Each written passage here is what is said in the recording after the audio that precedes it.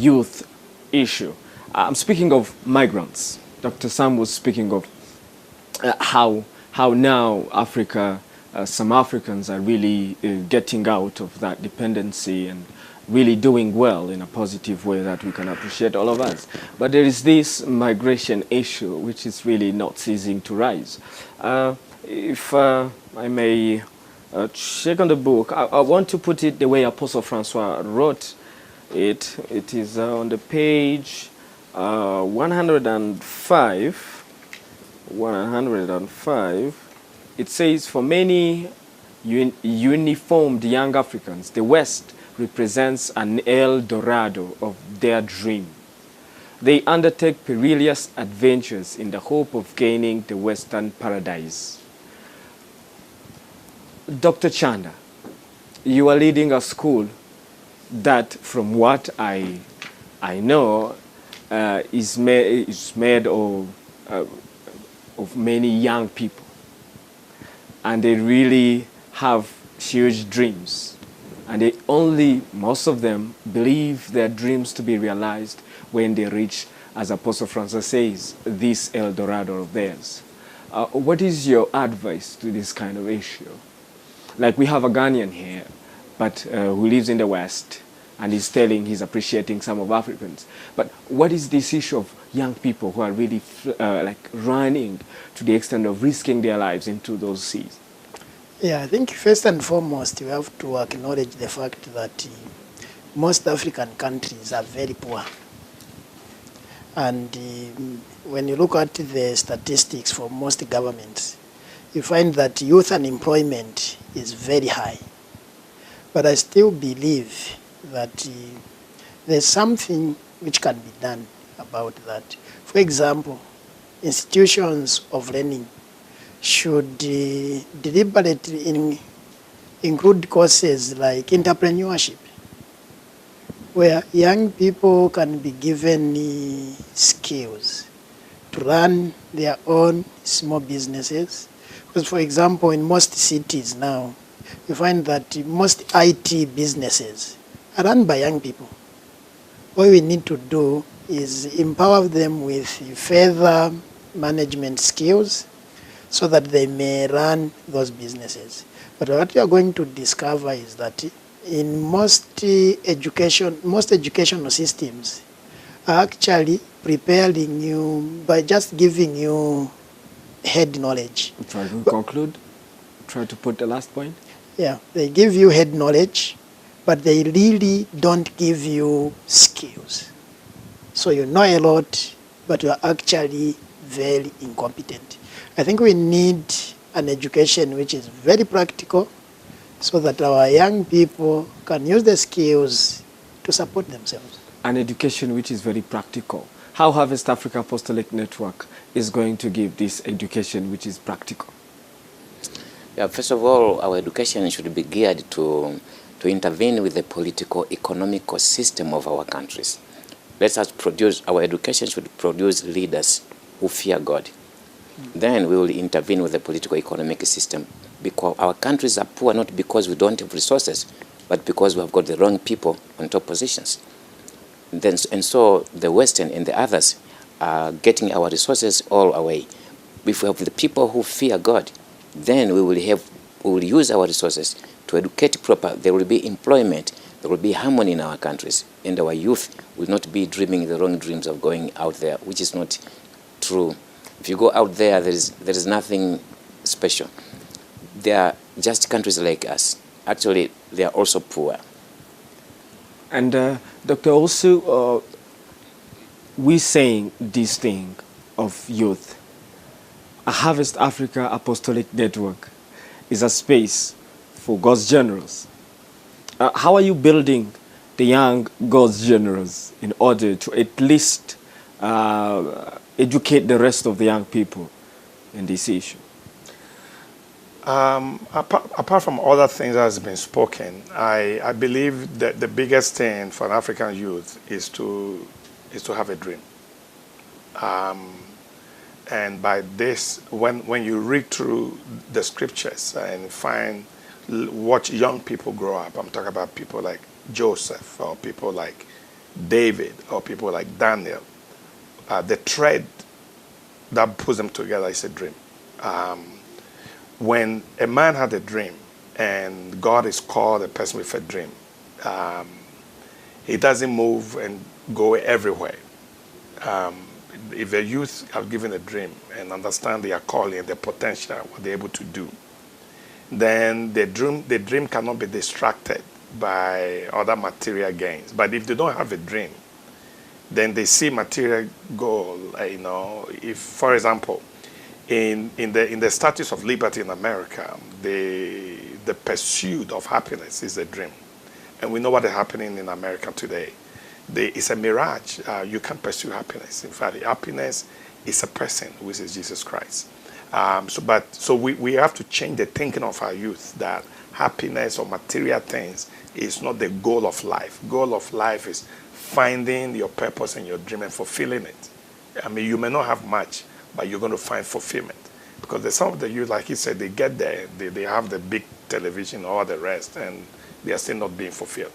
So give them a dream, understanding their purpose. That's my message to the youth, that God is calling them. If they find their purpose, then they will run with it.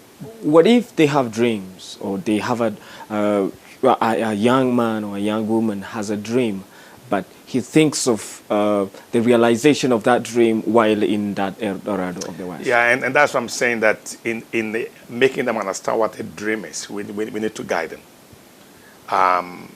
Some of them, their dream may be there. Maybe God is calling them outside, and God may call people outside. I mean, Joseph's dream was foreign.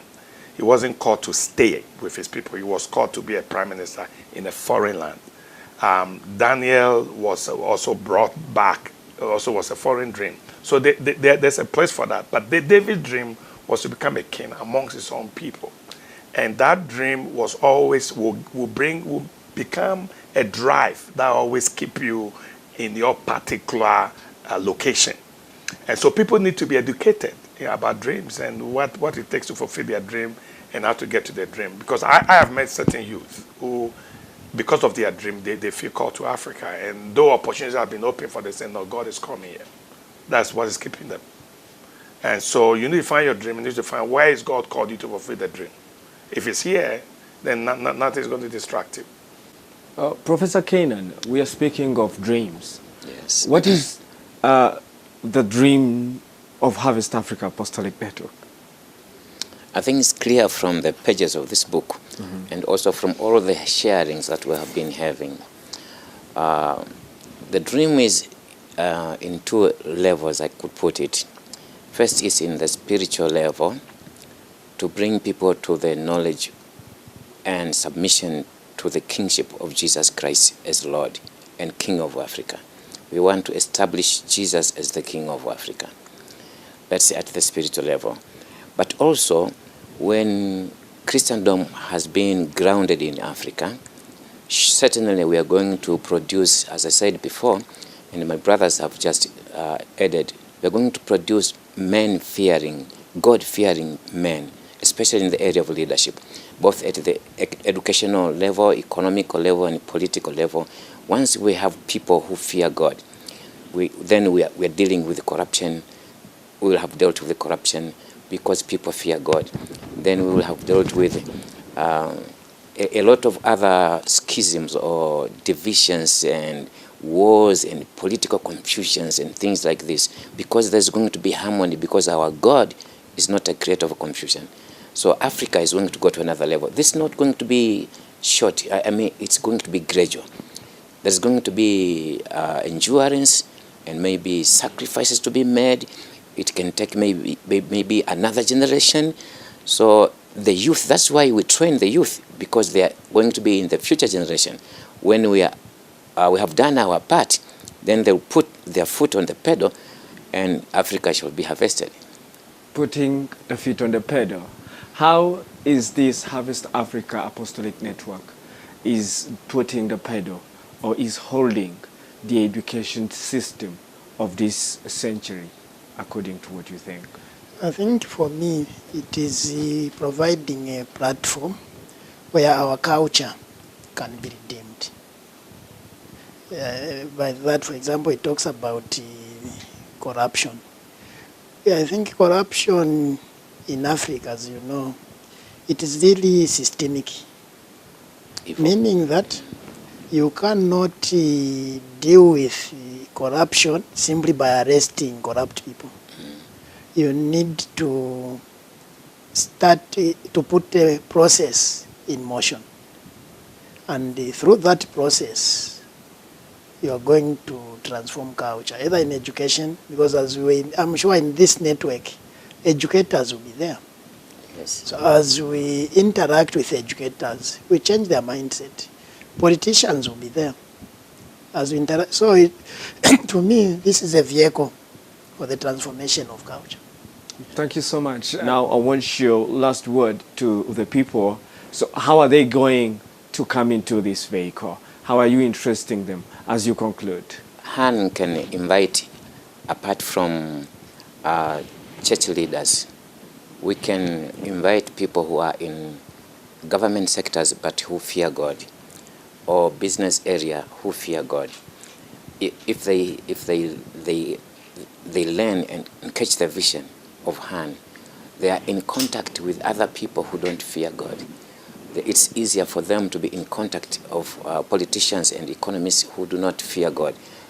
So as we move on, we are going to be including even maybe business people, not only pastors and bishops and apostles, etc. Some leaders who are influential in the society, but who fear God. If they catch the vision, then in their daily involvement, they can then inspire the vision to non-God-fearing people. And then together we are going, it's going to be a process, but there we are going. Dr. Sam, how could the West profit from this Harvest Africa vision? And what is the position of the West in this Harvest Africa vision as we conclude? Now, when you talk about the West, you mean the Western world as a whole, or there is the Western world and the diaspora? Yes, specifically diaspora. Well, I think I mentioned it in passing at the beginning that the diaspora could be the energizers in many ways. The knowledge that they have acquired, the resources that they have. I mean, like as I come to this conference, and as an African, I know how much I've changed, you know, and how much that change can actually bring improvement in the way we are changing minds. And the apostle said that the Pan-Africanism were actually started by people from an outside. Sometimes you need to be on the outside in order to change things in the inside, because we come with different perspective. And as I sit at this conference and observe as an outsider, I believe I'm seeing some things that my other brothers who are in the system may not see, because as an African, I've also been westernized, for better or for worse. But we can take the good from the West and bring it to this system and help us to say whatever is help them move up. I think we have learned some of it that we can bring here and move our movement up as well. So it's exciting. The future is beautiful and it's promising, as I said. Thank you so much. Yeah. The future is beautiful. Indeed, it is beautiful. Today, we were in the studio with these big men of God, and we thank you for being with us. May God bless you. Stay with us as we continue explaining and telling you more about the exploits of the Harvest Africa Apostolic Network. Bye-bye.